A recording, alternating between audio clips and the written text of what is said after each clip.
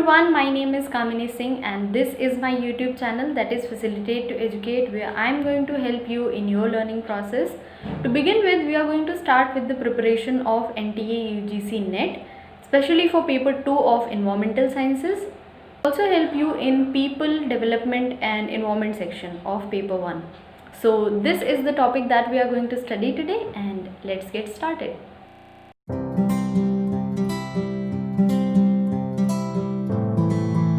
इस वीडियो में हम ग्रीन हाउस इफेक्ट के बारे में बात करेंगे कि ग्रीन हाउस क्या होता है, ग्रीन हाउस इफेक्ट क्या होता है, ग्रीन हाउस क्यों होता है, उसके कारण क्या है। तो शुरू करते हैं। तो सबसे पहले बात करते हैं पृथ्वी, अर्थ। ये इकलौता ऐसा प्लैनेट है जिस पर लाइफ एग्जिस्ट करती है। सोलर सिस्टम में जितने भी प्लैनेट्स हैं उनमें से सिर्फ पृथ्वी ही ऐसी है जिस पर लाइफ एग्जिस्ट करती है। तो एनिमल्स, प्लांट्स, ह्यूमन बींग्स सब यहाँ पर रहते हैं। अब जो अर्थ है उस पे एक ऐसा सही टेम्परेचर है जिसमें प्लांट, एनिमल्स और ह्यूमन बींग सभी आराम से सरवाइव कर सकते हैं, सभी आराम से रह सकते हैं। अब ग्रीन हाउस क्या होता है, क्योंकि green house effect green house के ऊपर नाम दिया गया है, तो देखते हैं कि ग्रीन हाउस एक्चुअल में होता क्या है।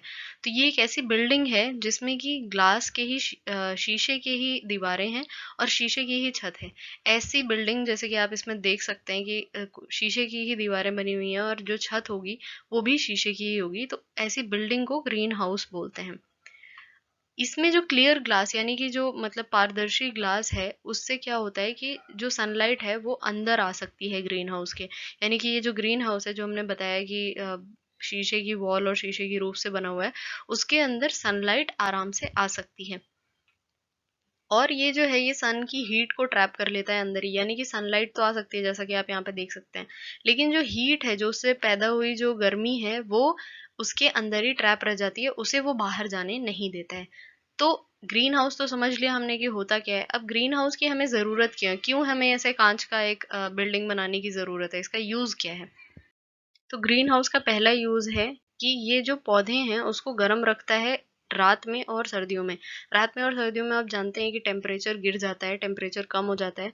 तो उसकी वजह से जो प्लांट हैं जो कि पर्टिकुलर टेम्परेचर पर ही ग्रो करते हैं, अच्छे से ग्रो कर सकते हैं, अच्छे से बढ़ सकते हैं, तो उन पौधों को ये गर्मी पहुंचाता है, क्योंकि इसमें सन की हीट ट्रैप हो चुकी है तो ये गर्म रहेगा बाहर के टेम्परेचर से।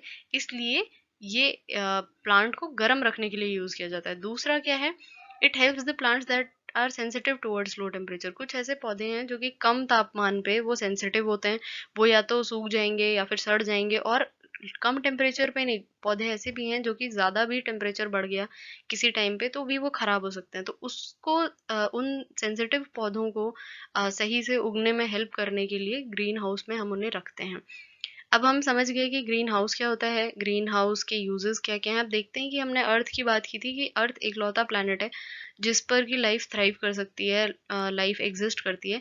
तो ऐसा क्या स्पेशल है, ऐसा क्या स्पेशल है अर्थ में जो कि इसको ऐसा बनाती है। तो अर्थ के ऊपर एक चादर है, हवा की एक ब्लैंकेट है हवा की, जिसको हम एटमॉस्फेयर बोलते हैं।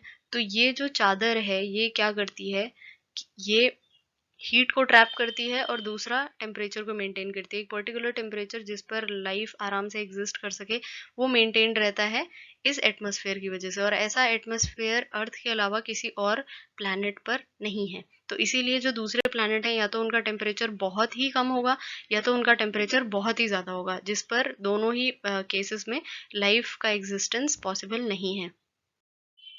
अब ग्रीन हाउस इफेक्ट क्या होता है हमने समझ लिया, ग्रीन हाउस के यूजेस। अब ग्रीन हाउस इफेक्ट जिसके नाम पर ये दिया गया इफेक्ट, तो ऐसा इफेक्ट जो कि नेचुरल प्रोसेस है अर्थ को वार्म रखने का, अर्थ की सरफेस को वार्म रखने का। तो ये एक नेचुरल प्रोसेस है जिससे कि जो पृथ्वी है उसका जो तापमान है वो ज्यादा रहता है, वो गर्म रहती है एक तरीके से कह सकते हैं। तो उसको हम ग्रीन हाउस इफेक्ट कहते हैं। अब ये ग्रीन हाउस के ऊपर इसका नाम दिया गया है। दूसरा है the process maintains the earth's temperature at around 33 degree Celsius warmer than if. अगर मान लीजिए ये अर्थ का अगर अर्थ को वार्म रखने के लिए जो हमने एटमॉस्फेयर बताया वो वहां पर एग्जिस्ट ना करता, तो 33 डिग्री तक कम टेम्परेचर अर्थ का होता और उस सूरत में जो लाइफ है वो एग्जिस्ट नहीं कर पाती। 33 डिग्री सेल्सियस कम टेम्परेचर रहता अर्थ का अगर एटमॉस्फेयर उसको ना ढकी होती और उसकी वजह से वो वार्म ना हो रहा होता। तो अर्थ पर 3 तरह की किरणें गिरती हैं। जैसे कि हमने बोला कि सन से कुछ रेज आ रही हैं और वो ट्रैप हो जा रही हैं एटमॉस्फेयर में, तो उसमें 3 तरह की ऐसी रेज होती हैं जो गिरती हैं। पहला है अल्ट्रावायलेट यूवी रेडिएशन, दूसरा है विजिबल और तीसरा है इंफ्रारेड। तो जो अल्ट्रावायलेट रेज है वो ओजोन लेयर द्वारा, ओजोन की जो परत है उसके द्वारा वो ब्लॉक हो जाती है। अगर ओजोन लेयर के बारे में आपने अभी तक नहीं पढ़ा है तो आप यहाँ पर क्लिक करके डायरेक्टली पढ़ सकते हैं ओजोन लेयर क्या है, ओजोन होल क्या है और उसके बारे में सारी डिटेल। दूसरा है विजिबल रेडिएशन। विजिबल क्या करता है कि वो एब्जॉर्ब हो जाता है अर्थ के सरफेस, पूरा का पूरा जो विजिबल रेडिएशंस है वो पूरी अर्थ सरफेस में एब्जॉर्ब हो जाती हैं। और इंफ्रारेड में क्या होता है कि कुछ ऐसी गैसेस होती हैं एटमॉस्फेयर में। एटमॉस्फेयर क्या है? एटमॉस्फेयर चादर है हवा की जिसमें कि मिक्सचर ऑफ एयर, मतलब अलग अलग तरह की गैसेस प्रेजेंट है। तो इसमें से कुछ गैसेस क्या करती हैं, वो इंफ्रारेड रेज को एब्जॉर्ब कर लेती हैं और उसको री एमिट करती हैं सरफेस पे। अब इसको और अच्छे से समझने के लिए हम एक डायग्राम देख लेते हैं। तो ये हो गया हमारा अर्थ, उसके आसपास जो है वो एटमॉस्फेयर की लेयर हो गई। अब ये सन से रेज आ रही हैं, ये जो ब्लू कलर की रे है ये यूवी रे है और ये यहाँ पर आके ब्लॉक हो जा रही है ओजोन लेयर के द्वारा। दूसरा है जो ऑरेंज कलर की है जो कि विजिबल रे है, ये अर्थ सरफेस में एब्जॉर्ब हो जा रही है। और तीसरी क्या है, ये इंफ्रारेड रे है ब्लैक कलर की और ये आके पहले रिफ्लेक्ट होती है, फिर री एमिट होती है और फिर अर्थ सरफेस पे आ जाती है। इसकी वजह से ही क्या होता है कि ये जो सन की एनर्जी है ये एब्जॉर्ब और जो री एमिट हो रही है उसकी वजह से अर्थ गर्म रहती है। तो ये इंफ्रारेड रे और विजिबल रे मेनली ये दो रेज ऐसी हैं जो कि अर्थ को वार्म रखने में हेल्प करती हैं। अब हम देखते हैं कि ग्रीन हाउस गैसेस क्या होती हैं। ये वर्ड आपने ज़्यादातर न्यूज़ में या फिर और जगह पे कोई रिसर्च पेपर इन सब में पढ़ा होगा।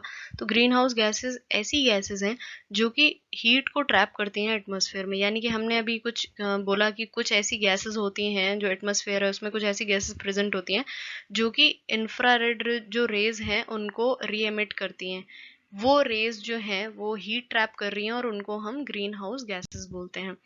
तो कुछ ग्रीन हाउस गैसेस के एग्जाम्पल्स हैं carbon dioxide, water vapour, methane, nitrous oxide और क्लोरोफ्लोरोकार्बन। अब जो स्ट्रेंथ है ग्रीन हाउस इफेक्ट की या फिर ग्रीन हाउस गैसेस की वो कुछ फैक्टर्स पे डिपेंड करती है। तो पहला फैक्टर क्या है, ग्लोबल वार्मिंग पोटेंशियल। अब इसका क्या मतलब है, ये एक ऐसा मेजर है जो कि रेडिएटिव इफेक्ट की जो गैस है उसकी हर एक यूनिट यानी कि हर एक मॉलिक्यूल, हर एक एटम में जो रेडिएटिव इफेक्ट है वो एक पीरियड ऑफ टाइम में कितना है, यानी कि वो कितनी हीट को रेडिएट कर सकती है। दूसरा है ये एक्सप्रेस की जाती है कार्बन डाइऑक्साइड के रिलेटिवली, यानी कि कार्बन डाइऑक्साइड का जो हम ग्लोबल वार्मिंग पोटेंशियल लेंगे वो 1 लेंगे और बाकी जो गैसेस होंगी वो उसी हिसाब से घटती या बढ़ती रहेंगी। मतलब कि अगर ग्लोबल वार्मिंग पोटेंशियल किसी का कार्बन डाइऑक्साइड से ज़्यादा है तो वो 2, 3 या फिर उस तरीके से 1 से ज़्यादा रहेगी, और अगर किसी का कम है तो वो माइनस में चली जाएगी या फिर ज़ीरो हो जाएगी। नेक्स्ट जो फैक्टर है वो है एटमॉस्फेरिक लाइफ टाइम, यानी कि कितने समय तक जो गैस है वो एटमॉस्फेयर में रह सकती है अगर वो किसी नेचुरल प्रोसेस की वजह से खत्म ना हो जाए, यानी कि कुछ केमिकल प्रोसेसेस की वजह से अगर वो खत्म हो जाती है तो अलग बात है। अदरवाइज वो नेचुरली कितने टाइम तक हमारे एटमॉस्फेयर में स्टे करती है, कितने टाइम तक वो रह सकती है। और जिसका लाइफ टाइम लॉन्ग होगा यानी कि जो लंबे समय तक रह पाएगी वो ज़्यादा इफेक्ट करेगी, ज़्यादा वार्मिंग में हेल्प करेगी, और जो दूसरी गैसेस जिसका लाइफ टाइम कम होगा वो कम ग्रीन हाउस इफेक्ट कॉज करेगी। अब कंपैरिजन कर लेते हैं कुछ ग्रीन हाउस गैसेस का। हमने इसमें वाटर वेपर नहीं लिया है क्योंकि वाटर वेपर डिपेंड करता है कि कौन सी जगह कितना वाटर वेपर का कॉन्सेंट्रेशन पाया जाएगा, तो वो जगह से वेरी करता है, फ्रॉम प्लेस टू प्लेस वो वेरी कर सकता है। बाकी हमने चारों गैसेस का लिया है। तो ग्रीन हाउस गैसेस कौन सी, कार्बन डाइऑक्साइड, मीथेन, नाइट्रस और CFC यानी कि क्लोरोफ्लोरोकार्बन। जैसा कि मैंने कहा था ग्लोबल वार्मिंग पोटेंशियल हम CO2 के रेफरेंस में लेते हैं तो इसका हमने 1 ले लिया, मीथेन 25, नाइट्रस ऑक्साइड 298 और CFC का जो रेडिएटिव इफेक्ट है वो है 10,900, यानी कि कितना ज़्यादा है ये इसका ग्लोबल वार्मिंग पोटेंशियल। दूसरा है एटमॉस्फेरिक लाइफ टाइम, यानी कि कितने समय तक वो एटमॉस्फेयर में रह सकते हैं। कार्बन डाइऑक्साइड का 100 से 1000 साल तक वो एटमॉस्फेयर में रह सकती है। अब 100 से 1000 वेरी क्यों कर रहा है, क्योंकि ये इसके रिजर्वायर पर डिपेंड करता है। हो सकता है कि वो जो एटमॉस्फेयर में हो वो जल्दी खत्म हो जाए, कुछ ओशन में भी कार्बन डाइऑक्साइड होती है, वो शायद ज़्यादा टाइम में खत्म हो, तो उस तरीके से 100 से 1000 साल तक ये हमारे एटमॉस्फेयर में रह सकती है। मीथेन 12 साल, नाइट्रस ऑक्साइड 114 ईयर्स जो कि काफ़ी लंबा टाइम पीरियड है, और क्लोरोफ्लोरोकार्बन भी 100 साल। तो अब आपने ये कंपैरिजन देख लिया। अब आप कमेंट सेक्शन में मुझे कमेंट करके बताइए कि कौन सी ग्लोबल ग्रीन हाउस गैस ऐसी है जो कि सबसे ज़्यादा इफेक्टिव है ग्रीन हाउस इफेक्ट फैलाने में, यानी कि जो सबसे ज़्यादा वार्म करती है, जो सबसे ज़्यादा जिसका इन्फ्लुएंस होता है ग्रीन हाउस के लिए, वो कौन सी गैस है? Carbon dioxide, methane, nitrous oxide या फिर CFC? सो आई होप आपको पूरा वीडियो अच्छे से समझ में आया हो। ग्रीन हाउस इफेक्ट के बारे में जितने भी डाउट्स थे आपके सारे क्लियर हो गए हो। अगर नहीं क्लियर हुए तो आप मुझे मेरे Instagram account facilitate to educate पे डायरेक्टली मैसेज करके पूछ सकते हैं आपके डाउट्स, या फिर आप इस वीडियो के कमेंट सेक्शन में जाके भी डायरेक्टली कमेंट करके अपने डाउट्स पूछ सकते हैं। इस वीडियो को शेयर करिए अगर आपको लगता है कि ये किसी के काम आ सकती है तो। अगर आपने चैनल को अभी तक सब्सक्राइब नहीं किया है तो यहाँ पर डायरेक्टली प्रेस करके सब्सक्राइब कर सकते हैं। बेल आइकन हिट करना मत भूलिएगा ताकि आप कोई भी अपडेट मिस ना करें। और अगर आपको ये वीडियो पसंद आया है तो लाइक ज़रूर करें। Thank you so much.